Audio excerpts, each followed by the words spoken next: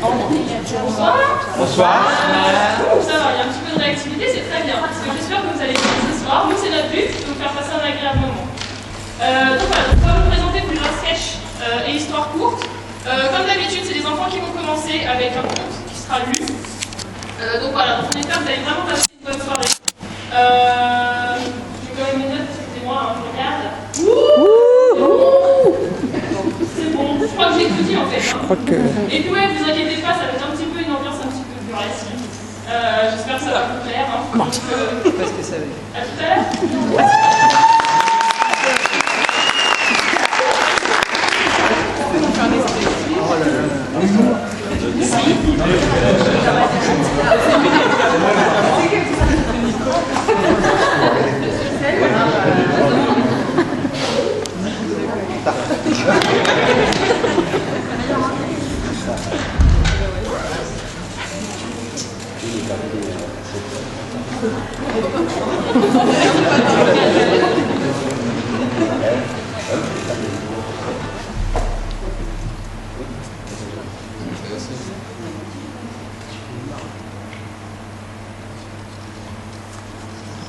Dans un petit village de Chine, non loin de la ville de Nankin, vivait un jeune homme, dénommé Tao.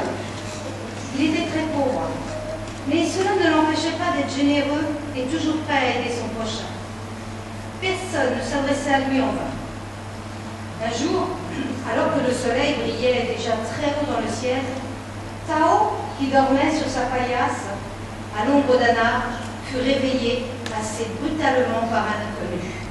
Tao, réveille-toi, la reine t'attend. La reine? Mais je ne connais pas de reine. Elle te connaît.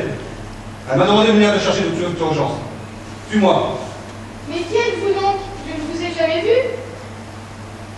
Me connaître ou pas me connaître? Quelle est la question, hein? Eh bien, Tao, tu as qui aide tout le monde. Alors suis-moi. Tao n'osa plus poser de questions. Il replia rapidement sa paillasse et suivit l'inconnu. Ils marchèrent un long moment. À l'instant où Tao fut atteindre les dernières maisons du village, il découvrit devant lui une ville immense, dont toutes les habitations, massées les unes contre les autres, présentaient une forme assez étrange, qui lui sembla vaguement familière. L'inconnu pénétra dans l'une d'elles, plus vaste et somptueuse que les autres. Tao le suivit. Ils arrivèrent dans une salle immense, où une très belle femme était assise sur un trône majestueux.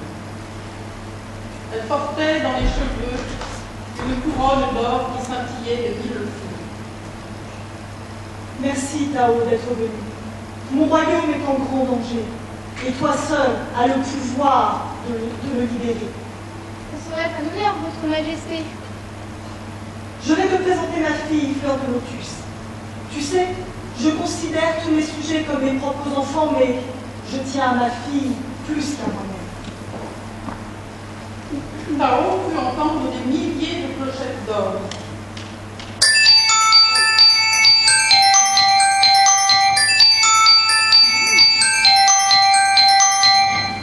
Une jeune fille, également très belle, entra dans la pièce.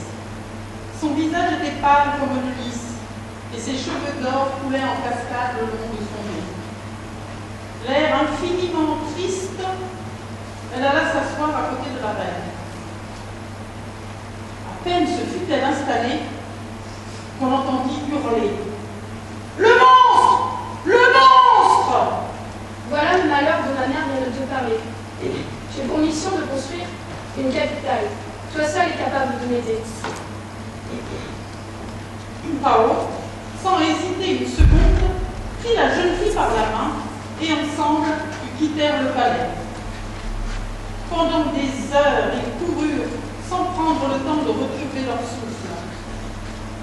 Ils empruntèrent 1001 petites rues tortueuses et parvinrent finalement au village de Tao. Là, ils purent souffler un peu. Comme c'est calme ici, nous sommes loin de tout danger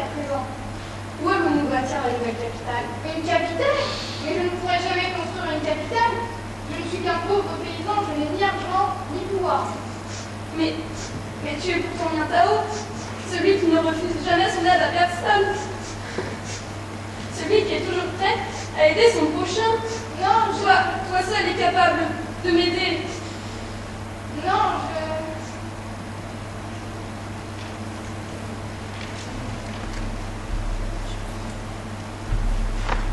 Tao s'éveilla. Il avait dû dormir longtemps car le soleil se trouvait maintenant fort bas sur l'horizon. Bien qu'éveillé, Tao entendait encore la voix suppliante de Fleur de Lotus qui semblait s'éloigner. Tao, aide-moi, Tao, s'il te plaît, aide-moi. En vérité, il s'agissait d'un essaim d'abeilles.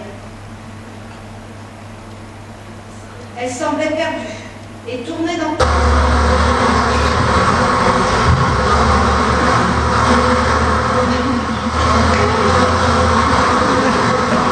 Pauvre bête, elle n'aura pas de ruche, je vais leur en faire fabriquer une. Et elle se rendit immédiatement chez un charpentier. Je me demande où peuvent bien venir toutes ces abeilles.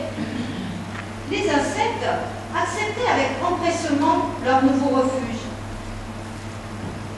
Il partit se promener dans le village. Arrivé à la hauteur de la dernière maison, il découvrit dans un jardin une ruche abandonnée. J'ai trouvé des abeilles chez moi, ne sont-elles pas à vous? L'homme à qui elle avait demandé cette question lui répondit « C'est possible, elles ont dû fuir. »